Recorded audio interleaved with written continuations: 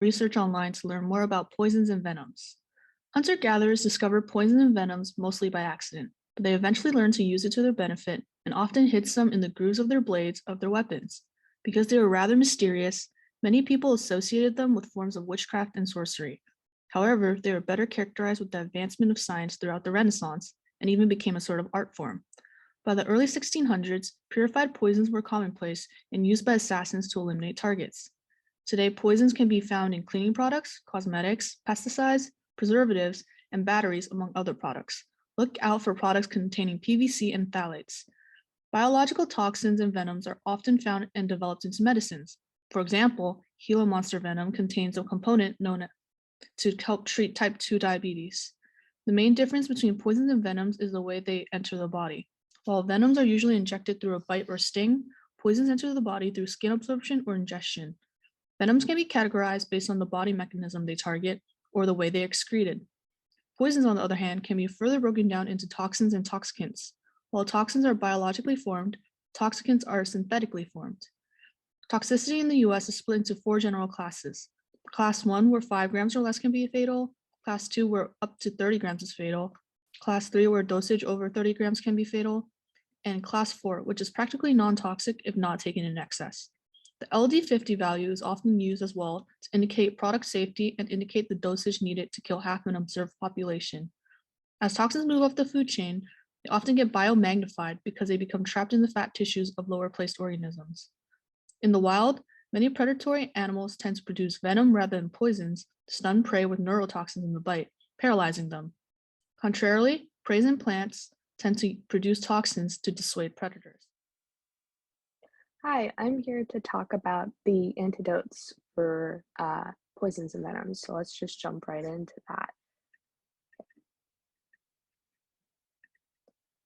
Okay, so for mechanisms of the antidotes for poisons or venoms, antidotes are used to nullify the effects of toxins or poisons when someone's exposed to them. They can work by preventing the toxin from actually being absorbed by the person, biting to the toxin and neutralizing it, prohibiting the toxin from becoming even more toxic in the individual system. Antidotes can combat toxins directly on the toxin binding site or by decreasing toxic metabolites or by counteracting the effects. For the development of antidotes for poisons and venoms, it takes a couple steps. You got the preclinical trials, the validation of molecular targets, mechanism of action for the antidote, proper dosage, and predicting and observing the adverse effects for the antidote. They also have to be approved by the FDA and other administrations that are there for people's safety. Antidotes for some particular toxins are manufactured by injecting the toxin into an animal in small doses and extracting the resulting antibodies from the host's blood. So for examples of antidotes, there's quite a bit of them that I went into on this slide here. For time constraints, I'm not going to go into them. You can pause the video and read through them. They're pretty interesting, not gonna lie. Okay, here is an image that shows the mechanism of action for charcoal, activated charcoal. It was one of the antidotes that I had in the previous slide. It works for a lot of different poisons and toxins and overdoses. Here's another one for the specific targeting of cytochrome oxidase, another interesting one. So that's pretty much all I have for you today. Be sure to go look at those examples. They're pretty informative. So I'm going to stop sharing my screen. Thanks for listening. One example of a poison is cough syrup, which contains the active ingredient dextromethorphan, or DM. DM is an opioid that undergoes metabolism in the liver to be converted into its active form known as DX. So there's this enzyme called WI22 that is needed in order to metabolize DX. And variation in this enzyme can cause different speeds of metabolism and exposures of DM depending on the individual. So DX, which is the active form of DM, can cause a variety of physiological effects through many different mechanisms, and I'll just go through a few here. So DX can block NMDA receptors, resulting in hallucinations, euphoria, dissociation, agitations, and coma. DX can also bind to serotonin receptors, potentially leading to serotonin syndrome, which includes seizures and muscle rigidity. DM can also bind to opioid sites, which can cause addiction if cough syrup is taken at high doses. So cough syrup poisoning occurs due to overconsumption of cough syrup or just having a slow metabolism to cough syrup. And the effects of cough syrup overdose include slow breathing and heart rate, which are caused by adverse neural effects, altered blood pressure, high fever, and hallucination. There are many treatments that you can use to treat cough syrup overdose, but a few of them are administering activated charcoal through the mouth or through a nasogastric tube to prevent further absorption of the drug. You can also use a ventilator to facilitate breathing, administer IV fluids, prescribe anti-seizure medications, or sedate with medications and physical restraints in order to control agitation, violent behavior, and psychosis due to dextromethorphan toxicity. So that's all for cough syrup. I'm going to move on to an example of a venom as well.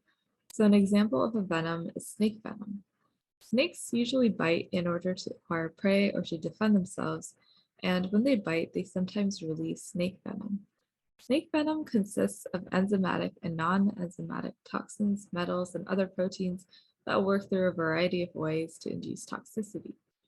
So effects of a venomous snake bite include cytotoxicity, which causes inflammation at the bite site, disruption of blood vessels, loss of ability to clot blood, some loss of neural function, as well as muscle degradation. There are currently a few different treatments available to treat snake venom. So natural remedies like herbal extracts are thought in Ayurvedic medicine to have anti-venom properties to treat snake bites. There's also something called anti-venom, which is polyclonal antibodies that are purified from the blood of horses or sheep that were given a low dosage of snake venom. So some of these antibodies can be used to target snake toxins, but while antivenoms are very effective, there are also many drawbacks that limit its use. So antivenoms are only useful for specific snake bites depending on the antibodies. They are also very expensive, and you need a high dosage in order for it to be expensive. So many of these limitations don't work for the rural areas that need it most. There's a lot of interesting information about how poisons and venom were produced in animals. So the main concept is that most venom is a result of evolution and mutation. So that's how it came to be and how it was created. It was originally was a gene that used to encode for a harmless protein and was mutated to encode for a toxic substance or protein. And an example of a time when this happened was with the enzyme serine protease.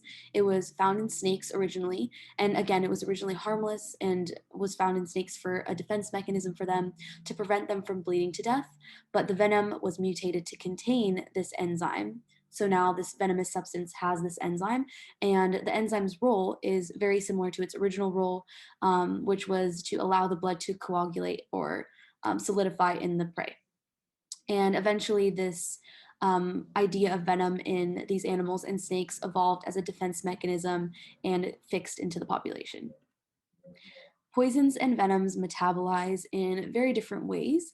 The effects of poison can be local, so on the skin and it just stays on the surface, or if it's entered into the bloodstream, it can circulate throughout your entire body and spread. The liver is the main organ that's responsible for metabolizing poisons or venoms and attempting to detoxify the body. And it attempts to detoxify the body in a couple of different ways. Some of the ways is it attempts to convert or alter the chemical structure of the poison or venom. And by doing that, it can alter it into a compound that the body is able to use or eventually secrete. So it doesn't have any negative effects on the body. An example is that some poisons are actually secreted, some spread through the bloodstream, or end up collecting in fat deposits and are lost and never used again or have any effect on the body. And of course, if it spreads through the bloodstream and fails to detoxify, it can cause death. Some of the poison absorptions methods or modes are through the skin, through the digestive tract if it's ingested, through the eyes, through the site of injection, wherever that may be, and if it's inhaled, through the lungs. My friend the other day was actually on a hike with me and she stepped on a branch with a poisonous insect hiding underneath and she got bit and poisoned. But luckily I got it all on camera, so let's check out the video.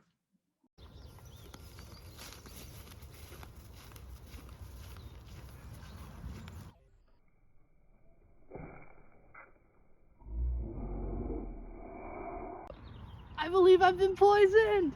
I have a medical degree. What do you think you've been poisoned with? I have no idea what a poison even constitutes. Let me do some research on that.